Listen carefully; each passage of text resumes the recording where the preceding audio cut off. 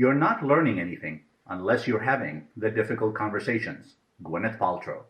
Greetings. My name is Joseph Yagar. Welcome to another Life in Perspective broadcast. My objective is to provide thought-provoking discussions so you can optimize your perspective on life.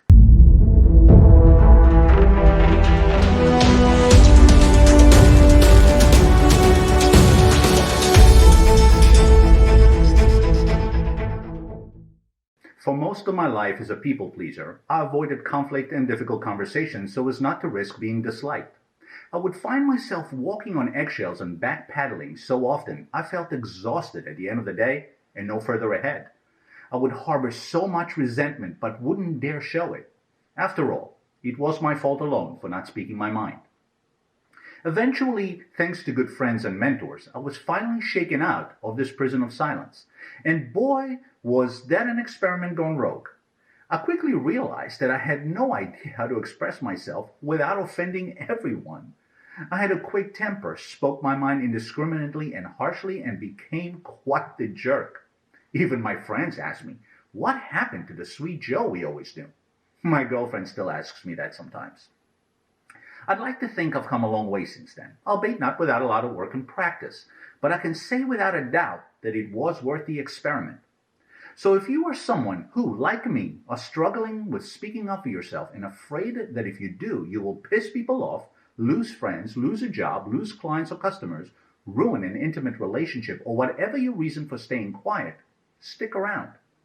What I will share with you will save you much of the trial and error I experienced and help you become free of the burden and resentment you now carry, and rather than displease people, actually gain favor and respect while enhancing relationships. Before I continue, please consider subscribing to the channel if you haven't already done so by clicking the subscribe link below. It's free and would be much appreciated. You may also follow me on Facebook, Instagram, and Twitter. There are 3 things I want you to remember. Number 1, if you're not pissing someone off, you probably aren't doing anything important. Oliver Amberton. Think of the people you most respect and admire, be they in your life or distant role models. Why do you respect and admire them? I doubt it's because they kiss everybody's ass or sit on theirs and do nothing when faced with a challenge or a difficult conversation. You probably watch them speak up for what they believe and not concern themselves with what everyone thinks, and you envy them for doing that. I know I did for the better part of my life. I also now understand why I haven't accomplished anything of significance until I started acting on their example rather than just envying it. But here is what is even cooler about them. They speak their mind without losing their cool. Their feathers don't get ruffled and they exude confidence and calm in the most difficult of conversations. Quite the opposite of how I started experimenting with freedom of speech. Over time, as I refined my communication skills, I found that the more successful people I came in contact with in life and business demanded transparency and directness and had no patience for sugarcoating and beating around the bush. There was no need for temper tantrums and tiptoeing around topics, and conversations were substantive and productive. Relationships grew stronger because of the open and honest communication, not despite of it.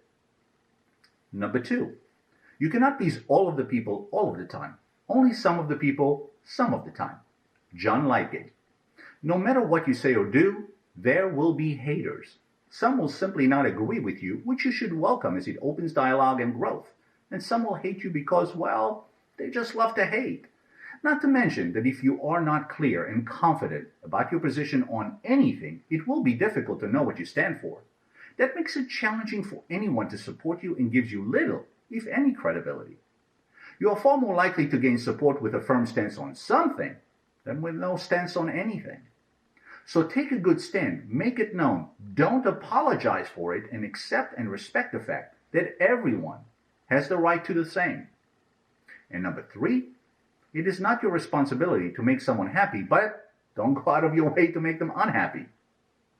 People who are unhappy by nature will remain unhappy no matter what you say or do. You know the type, the ones that find a problem for every solution, cut you off, listen to respond rather than to understand, and will remain disagreeable and miserable no matter what you say. Do yourself a huge favor. Walk away as soon as you realize it. Your time and sanity are far too valuable to engage with them. Pack your ego back in its velvet satchel, smile, excuse yourself, and leave. There's no value to be gained nor provided by remaining in that toxic space. If you do, you risk not only wasting time and energy, but potentially reacting in a regrettable way by doing or saying something that may only antagonize and make an unhappy person even more unhappy. At that point, the only loser is you. You didn't change anything in them, but you lowered yourself to a level you likely would rather not have.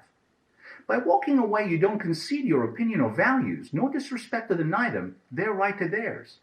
I do make a noteworthy exception for someone we love and care about.